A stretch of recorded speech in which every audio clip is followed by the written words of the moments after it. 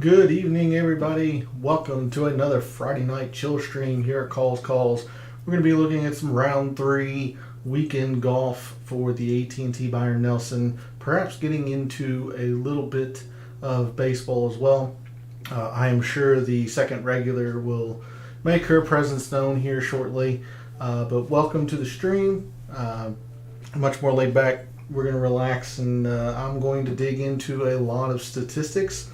So feel free to jump in chat with any questions that you have. Get those prepared. Or if you just want to say, hey, wouldn't mind that at all either. But I am running slightly behind as the Byron Nelson just wrapped or just made round two official.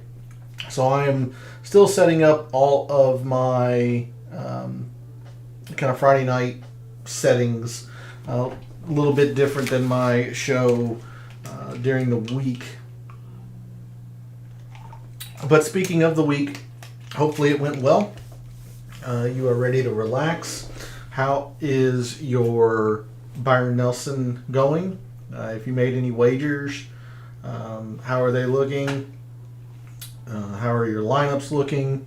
All that good stuff. Would love to hear from the community. But we're going to go ahead and get started here. The first thing I want to do is take a look at Windfinder, and I'm going to be honest with you. One of the last things I did was look at Windfinder preparing for the show this evening. I was trying to gather as many stats as I could in a frantic hurry, and there doesn't appear to be much wind on the weekend. It's a far cry, and it's quite different than what I had seen Wednesday evening in the DFS Tactics show. So when we move to the Excel portion here, you'll see that I have a dedicated column here for wind. And there's the second regular. And I might have to remove this if indeed this forecast is indeed, holds true. Sunday looks immaculate. Maybe some rain moving in late Sunday evening, but the tournament should be done by then. Perhaps a little bit of rain tomorrow, but still not a whole lot of wind. So we'll move forward as is, expecting this weather forecast. And then one of the next things that I like to do, let's go ahead and look at ESPN, and this will show how the course is playing this year compared to what it normally does, and I need to bring that up via Fantasy National. So if we take a look at the course this year, one of the biggest things in Showdown, you are looking for your birdie streaks, 3 in a row. That is one of the biggest ways to gain points in Showdown contests. And at TPC Craig Ranch, there are a couple of good ways to do that. You've got the 5th and 6th, and really the 7th. You could birdie the par 4 or the par 3 4th. It's a demanding task, but the 5th is playing a half a shot under par, 4/10 under par basically. Now the the par 3 7th, long par 3, it is playing over par, but not terribly difficult.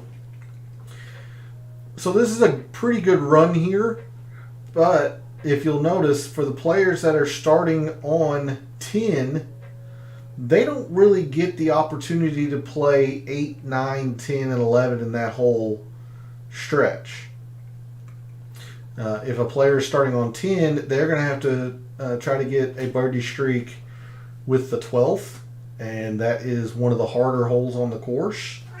And there's not really a good other streak for them. Maybe 17, 18, and 1. Gosh dang it. Maybe 17, 18, and 1 up here. But it's not great. As you can see, one is playing over par this year by about 3/100ths. And it's actually playing easier this year than normal. Let's see. Half a shot, that's right at it. Par 3/7, 2/100ths. It's at 8/100ths, so playing a little tougher. Yeah, I don't know. I'm still seeing probably a little bit of an advantage for the players that are teeing off on hole 1. Just because they get this entire 8, 9, 10, and 11 stretch together. Generally speaking, some of the easiest holes on the course, especially 9.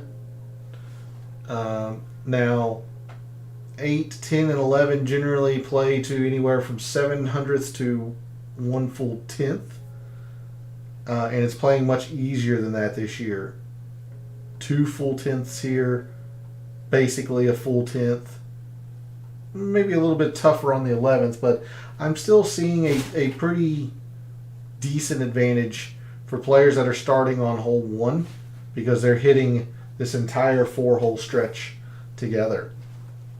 So when tee times come out, be very cognizant of that for players that are playing starting on hole 1.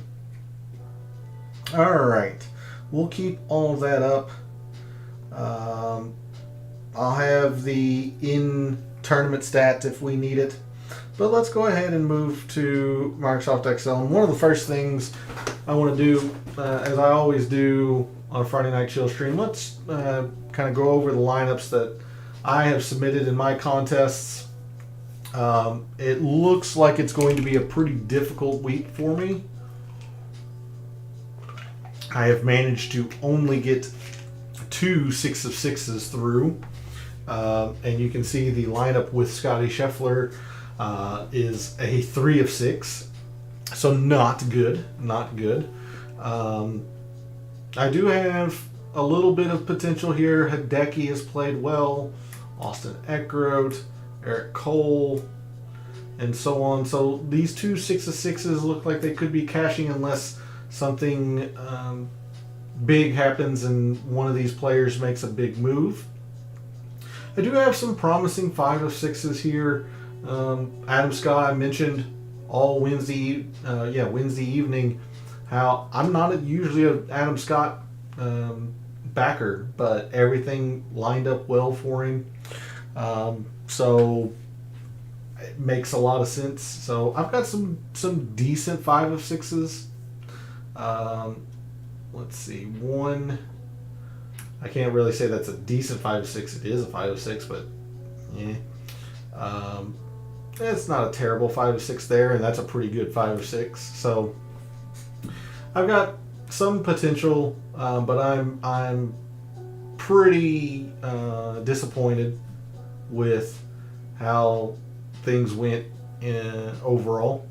As you can see, I was kind of wrong on a few players here. One of the biggest ones was Scott Stallings. I really depended on him for some uniqueness. He terminated a couple of lineups. I had 4 lineups with David Lipsky. I thought maybe this might be a good spot for him. He misses the cut basically on the number. Kevin Roy was pretty popular, I believe. This will be ownership of, or in the big pitch and putt. Kevin Roy was projected at 8% Wednesday night. What I thought, he probably was going to be a little bit lower. Yeah, 2%. So it would have been real nice if Kevin Roy made it through. Of course, he did not. Again, I mentioned Trey Mullinax. I want to believe in the easy course metrics, but he didn't pan out. So let's see, I missed in my player pool 1, 2, 3, 4, 5, 6, 7, 8, 9. 9 players that missed the cut. I'm going to try to figure out how many total I had very quickly for you all. Let's see. And then 22. So 9 out of 31 missing the cut. Not great. It's not great, Jim. About 32% or so. No, a little bit less than that. I'll just bring up the calculator for you all. Yeah, right at 30%, 29% that missed the cut. So not great. So, yeah. So there's a look at my lineups and how they are faring at the moment. Now we'll move to the spreadsheet that I have prepared and usually have prepared for the weekend golf. And one of the biggest things that I like to do, I grab the putting statistics. I grab the full tournament statistics as of now, but I've also grabbed the players' base approach and base bent grass performance.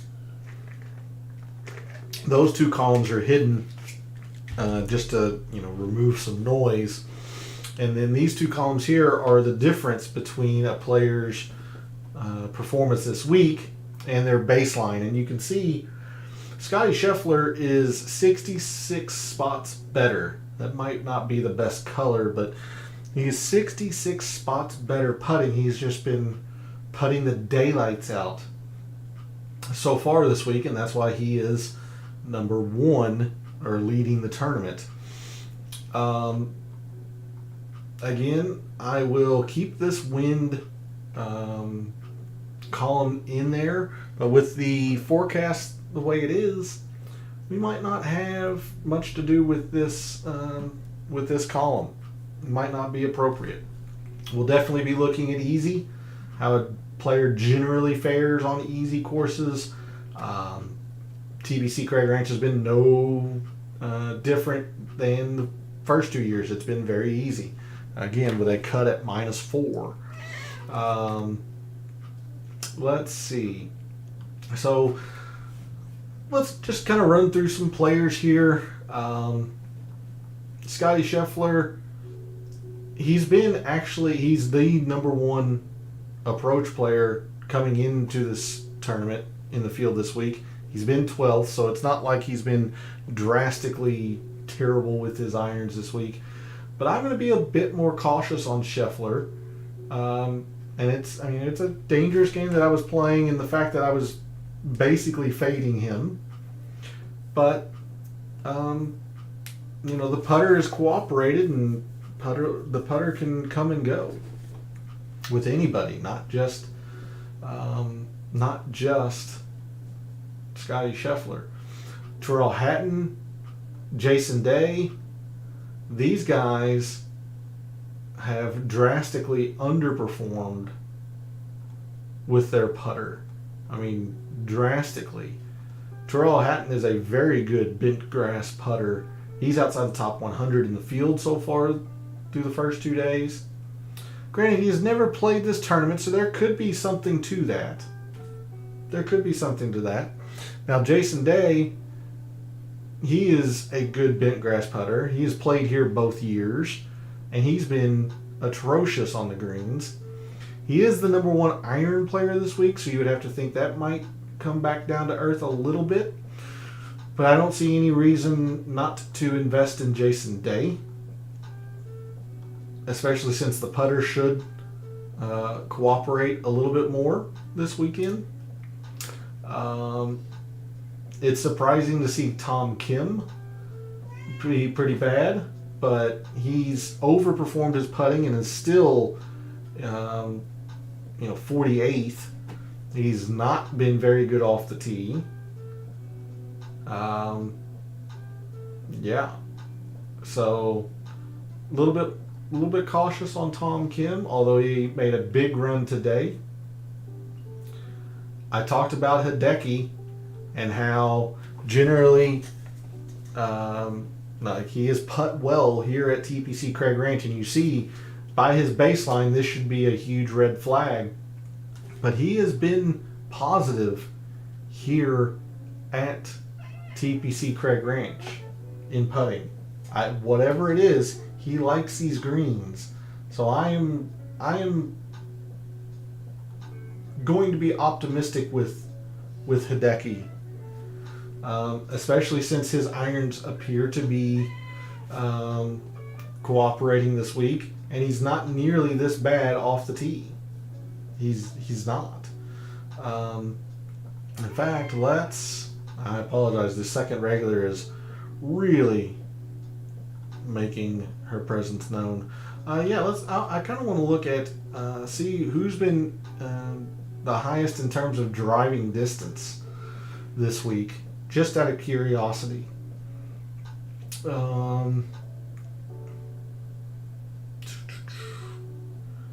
Anybody?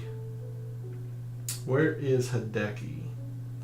That might be some of his issue. Yeah, he is 62nd in distance, but you see he's third in greens. So there's a lot to like here with Hideki so far, moving forward this weekend. Defending champion K.H. Lee, a much better putter than what he has shown. I have to believe he's going to be a lot better. Tom Hoagie, like the irons have not been good this week. He's the second best iron player in the field behind Scheffler. The irons have not been here, but he's putt well, and he is not a good putter. Same with Siwoo Kim. So I am pretty out on those two. I would be more in line, or I would feel more comfortable going to Tom Hoagie, because while the putter should back up to its norms, the iron should get better to its norms. And generally, Tom Hoagie plays easier courses pretty well. See Pebble Beach where he won, so I could perhaps see a reason to gravitate towards Tom Hoagie. Just not in love with it at the moment. Kuchar, again, I've been very high on this week. He's underperformed with his putter. Like, look at somebody like Ben On. Ben On's been 8th in irons. He's generally not the best iron player. He's not terrible. But then look at his putting. He's actually overperformed his putting, and he's still 86th in the field this week. Like, I just want no part of Ben On. I do not expect him to be 14th come the end of the weekend.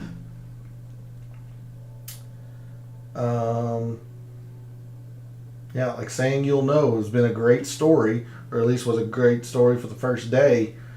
But you see the irons, he's 120th in the field.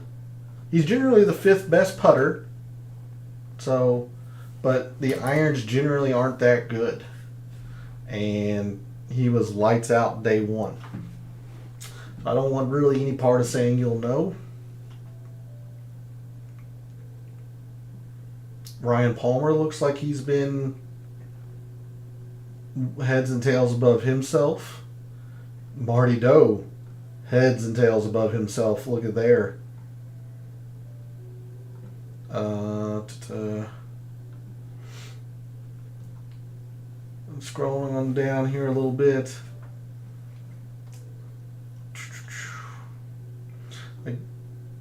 Will Gordon,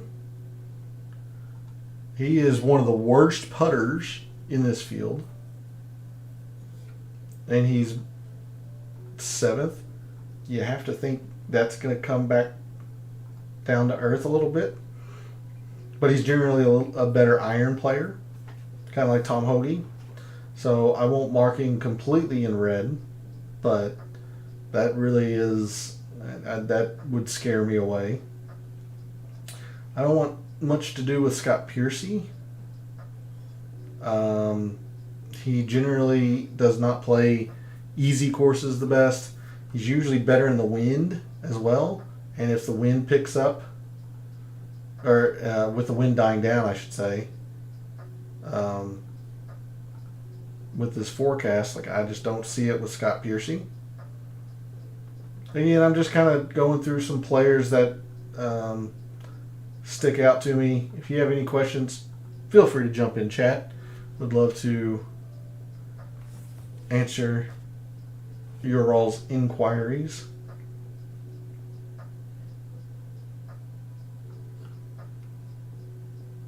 You can see players that have just, overperformed the two major things so far this week. Don't really want any part of. Coming on down here, like Ryan Brim, Trevor Cohn,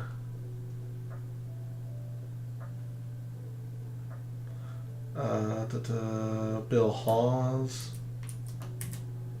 Chalmers, McGirt, even Party Marty. Although he does play easy courses well, Martin Laird has really overperformed with his irons so far, based off his 2023 form. Look at somebody like CT Payne. CT Payne, who's in 6th, generally doesn't play easy courses well. He has been drastically better with the irons this week. Slightly overperforming with the putter, but if somebody generally doesn't play easy courses well and you see him pretty high up here, gives me a lot of reason for pause.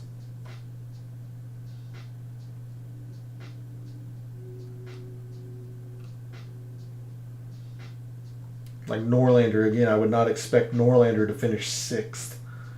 He's been doing it all with his putter, and he's not a good putter.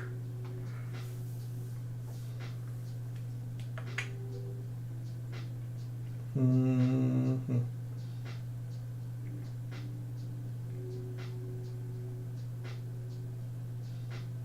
Yeah, I'm just not a big believer in Chad Ramey at the moment. Nunez as well. He's never played easy courses or easy rounds well.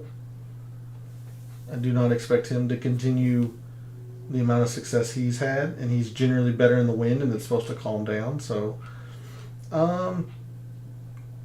okay. Take a look at somebody like Eric Cole. He's been pretty good around the green. He's underperforming quite a bit on his putting and his iron play. I like Eric Cole quite a bit.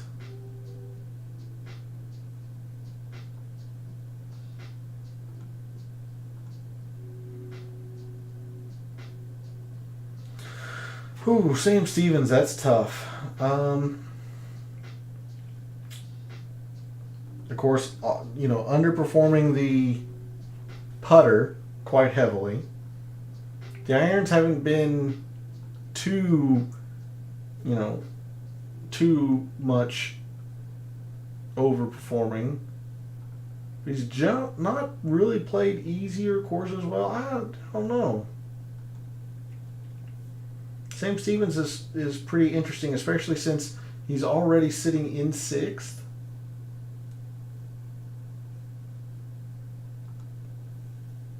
Yeah, Stevens could be interesting. I was completely wrong on Seamus Power. He is the #1 strokes gained total player when it's easy. But I always figured he was, much better at shorter courses. Having said that, he is 2 for 2 here coming into this year and sitting inside the top 30. Perhaps that is just an adjustment I need to make about Seamus Power.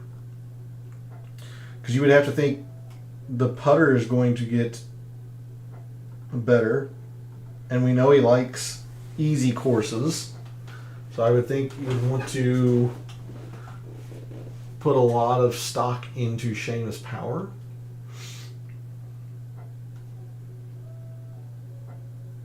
Bezuidenhout is the #1 putter on bent, and he hasn't been terrible. He's not been, I mean, he's basically been right at his baseline performance with the irons. He's a much better around the green player than what he's showing. Bezuidenhout's kind of interesting as well.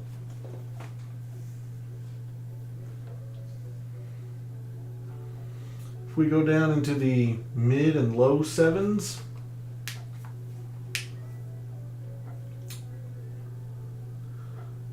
look at some of these players like Richie Werenski.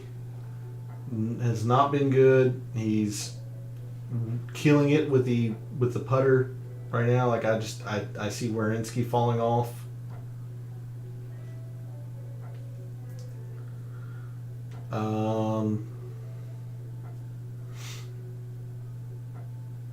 Higo.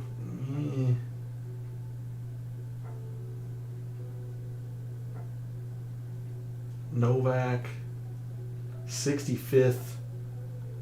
And he's overperforming the irons. And he's generally not the best when it's easy. Like I can't recommend Novak. We know about Luke List and how terrible of a putter he is. He's actually been okay this week. But, I mean, all things considered, I can't recommend him.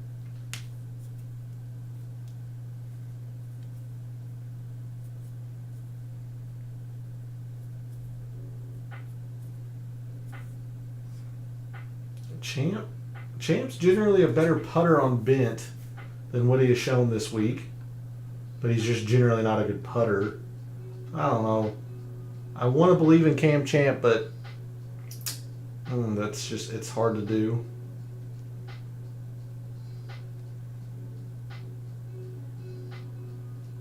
I would mark Bryce Garnett in green, but take a look. I mean, he's just generally not very good when a round's easy. So that gives me quite a bit of pause. I'll highlight him in the lightest of light shade of green. Is there anybody here in the sixes that I can see myself gravitating towards? Whether that is a drastic underperformance with the putter or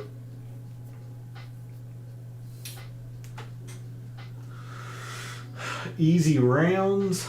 I mean, Endicott, you see he's been the 4th best putter this week. And he's generally outside the top 100. But he plays easy courses well. That's the one saving grace for Harrison Endicott. He's not good in the wind, and it's not supposed to be windy this week. All things considered, I should probably mark him orange, but I don't know. Something's kind of talking to me with Harrison Endicott.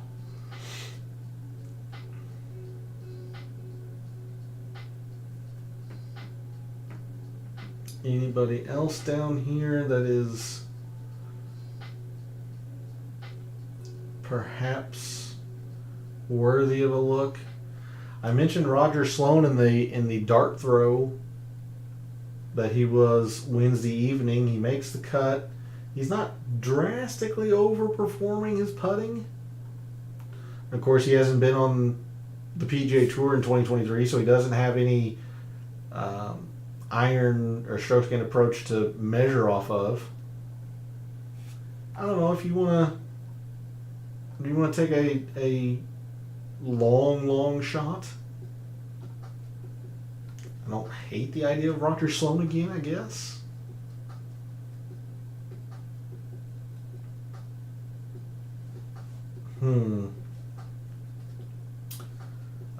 Streb has been bad with the irons.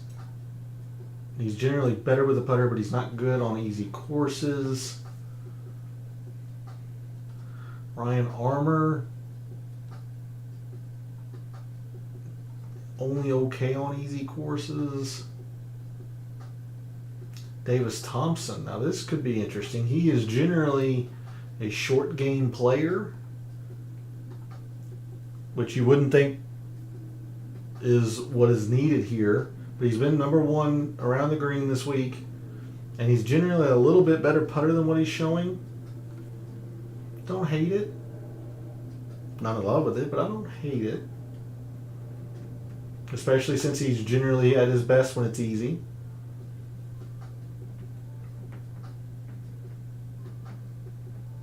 Somebody that has surprised me is Austin Eckroat. He is overperforming his putter, but he's played okay in the top 15 right now. Let's see what we can conjure up here lineup wise. I'm pretty high on Jason Day to improve, give himself a decent chance to win this weekend based on everything that I'm seeing. So I really like Jason Day. I'll just have to admit that I was wrong. Seamus Power just seems to love TPC Craig Ranch. So I got to think Seamus Power is going to probably be better. I'm going to try and fit the Zayden Hoot and Eric Cole. That's going to be a little, maybe not. Okay. Eric Cole. And the problem is there's not a lot down here in the low sevens, or even the mid sevens for that matter. I mean, you can maybe take a look at Harry Hall, but Harry Hall is generally not a very good iron player. He's actually overperformed his irons and still outside the top 100. His saving grace is that he is good when it's easy. So if you want to go with that, okay, I guess.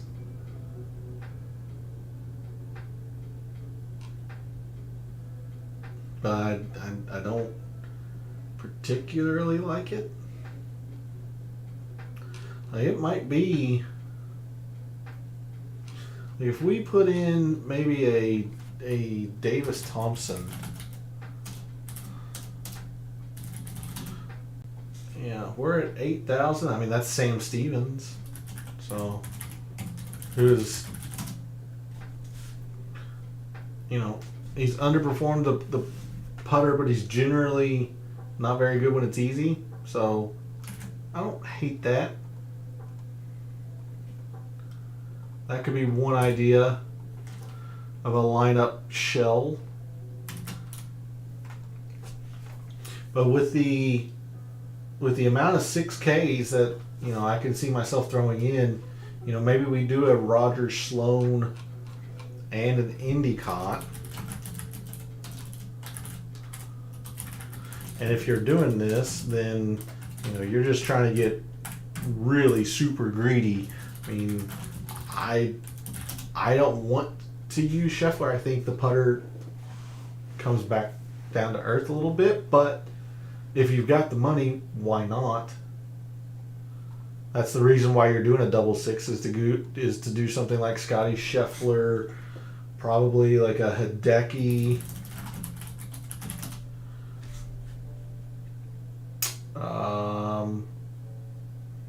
You're in this mid 7 area, which I don't see much here at all. Maybe Mackenzie Hughes. Maybe. Actually, I take that back. S.H. Kim, kind of interesting here. Underperformed with the putter. He's generally been okay with the putter. He's a pretty good off the tee player. Okay when it's easy.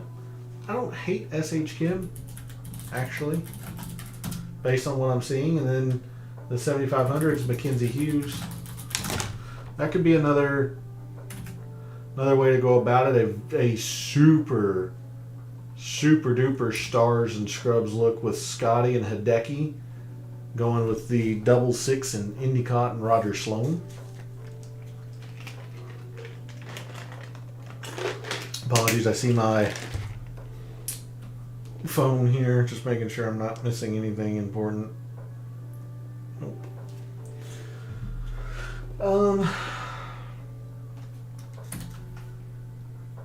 Build maybe a couple more lineups here. And again, feel free to jump in chat if you have any questions. Would love to answer. If we're going to try to build a balanced-ish look, we're looking at something perhaps starting with maybe Kuchar.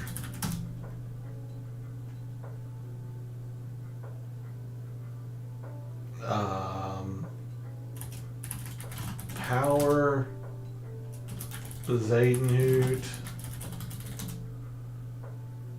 And we still have 7,900 per player. Jeez. Like, what if we just bottom this team out at SH Kim? We've got 8,100. How do we feel about Hadwin? Yeah. I like Hadwin more than Brandon Wu. Maybe an Adam Hadwin, which leaves 78. Eric Cole. I'm not crazy about this, but there's the kind of a look of a balanced lineup, if you will. But I'm thinking it's more in the stars and scrubs this week. For weekend. Do maybe a couple more here. Austin Eckroat. Let's throw in Cam Champ, just because that putter can get hot very, very quickly, and he has shown that he is a better putter on bent. Of course, the off the tee, no explanation needed. I definitely want to use Terrell Hatton in a lineup. So we'll throw in Hatton, throw in KH Lee, maybe. Well, I mean, he's so far back. He has so much ground to make up. I mean, he should play better. I mean, he is a much better putter than what he has shown the first 2 days. So he should make up some ground, but he's got a whole lot to make up. So that is where you have a decision to make on your end. How far back do you want to go? We can throw Harry Hall into one of these. I don't hate it. That gives me, 89? Taylor Montgomery, he's very, very good on easy courses, but his irons are just terrible. So, I would much rather go Seamus Power. We've just used him in 3 lineups, or this will be the 3rd lineup with him. So I would use Seamus Power in this case. If you're a believer in Taylor Montgomery, go for it.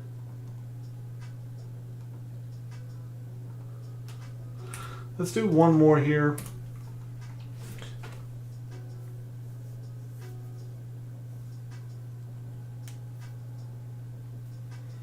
And see what we can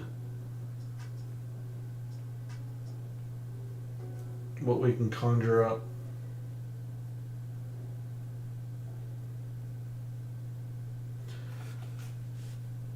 Aaron Wise, kind of interesting, coming off the break that he's had. He made the cut on the number.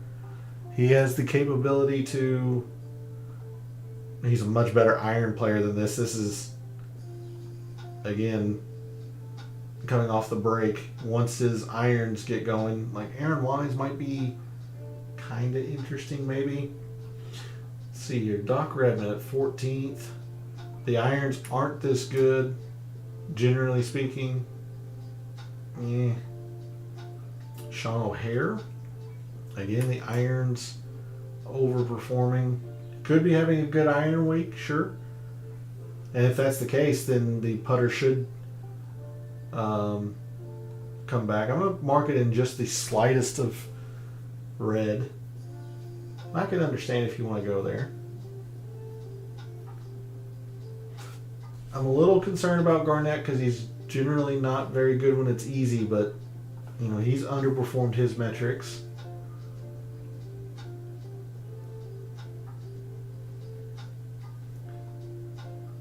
Whaley's pretty good when it's easy, but he's overperformed somewhat.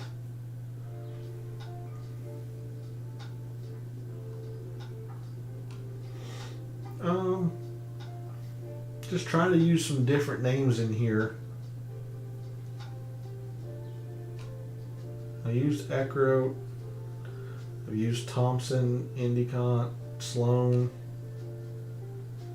I really am kind of leaning towards this stars and scrubs approach. If I do it without Scotty and that price, you know, I'm looking at Hatton, Day, Kuchar. Yeah, I think I could make this work. I would absolutely do Roger Sloan in this. Yeah, and I'm already back up to 7,000. You know, you can go Davis Thompson, Austin Eckroat, Bryce Garnett. Let's throw in Bryce Garnett. It gives me 73. Not a whole lot in there that I like. Again, List is just, I mean, his putter is woeful. He does play easy course as well. Like Scott Piercy's in the top 10 right now, but I don't see that continuing. I just don't. He's been the third best putter this week. He's not a very good putter. Not on bent.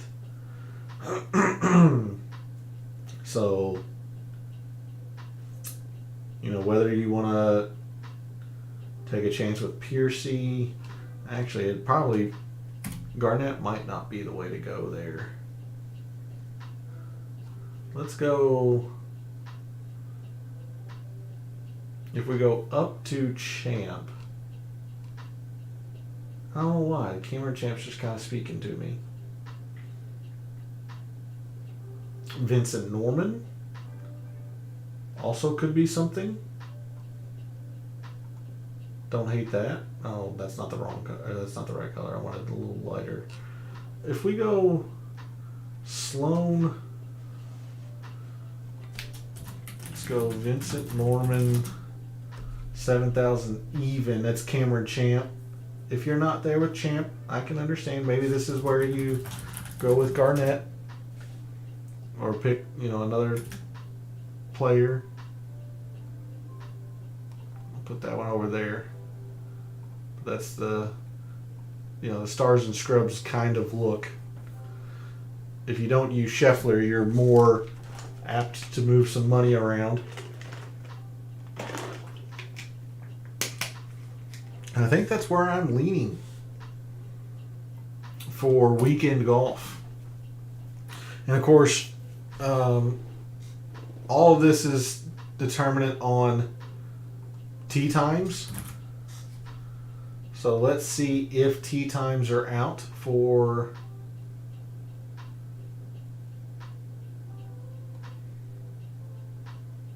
round 3. They are. So anybody starting on hole 1, I would give a pretty decent advantage. So I'll do that real quick here. I have to bring this over to the side. Now I'm going to have to see how I'm going to designate this. I guess bold probably will do it. Probably going to be easier if I sort on the position. All right. So list long and craft are teeing off on hole 1. So they get a boost. Han, Kazire, and Chris Stroud. Gordon, Lauer, Baddeley. There's Lauer and Gordon. Okay. Kuchar, Cone. There's Kuchar.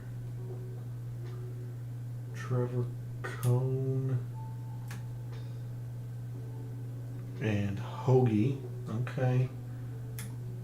A little bit, maybe more of a reason to gravitate towards Hoagie. But I'm certainly gravitating towards Kuchar. Walker, Gim, and Hatton. Gim's 26. Walker and Hatton. Okay, so now they're getting all into the upper. Scott, No, and Bay. Or, sorry, Power, Bramlett, Kang. Power, Bramlett, Kang. Yeah, okay. So now all of these players. So anybody bolded is teeing off on hole 1, and they should have an advantage or at least have the better chance at getting their birdie streak, because they are able to play 8, 9, 10, and 11 in succession, whereas players that are starting on 10, they don't really get 3 easy holes ever. Like 10 and 11, but then they've got the difficult 12th. You could birdie the 13th, but even so, like the 15th is not a guarantee. 17 and 18 are easy, but generally one of the tougher holes on the course. So,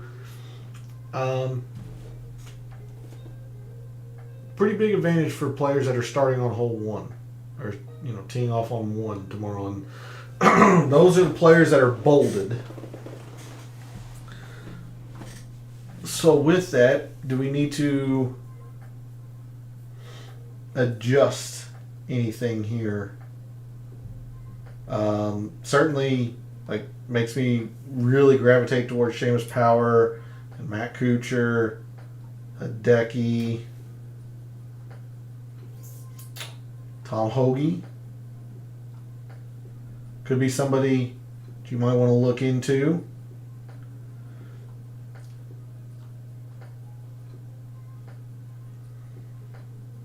List.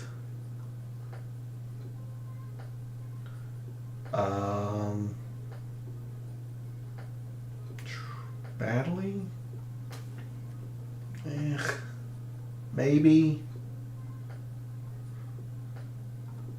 The slightest of slight maybes on Baddeley. Not in love with it by any means. Yeah. That stinks that Sloan's not on 1. Might have to downgrade him to just the lightest of light shade of green. How do we feel about James Hahn? Not great. Especially since he's drastically overperformed his irons so far. But there you go. There's a look at how I am seeing round 3 and weekend golf showdown for the AT&T Byron Nelson. A little bit of a shorter stream. I'm going to be gone all day tomorrow, out of town, so I am going to rest up. It's going to be a long drive. So that means there will be no 3 up, 3 down baseball tomorrow. Just won't have the opportunity since I will be leaving fairly early in the morning to drive. That's not what I wanted to bring up. I think it's over on the other screen. But yeah, let me know in the comments of the show, how does your round 3 showdown go? How does your weekend golf go? How are your bets looking? And then who are you looking at early on for next week's PGA Championship? The second major of the season, quickly approaching. So we will have a lot to dig into for Oak Hill next week. So I want to thank everybody for tuning in tonight. I really appreciate it. Always appreciate the support, liking the video, subscribing to the channel, all of that. For all of your round 3 showdown and weekend golf contests for the AT&T Byron Nelson this weekend, may all your bets be profitable.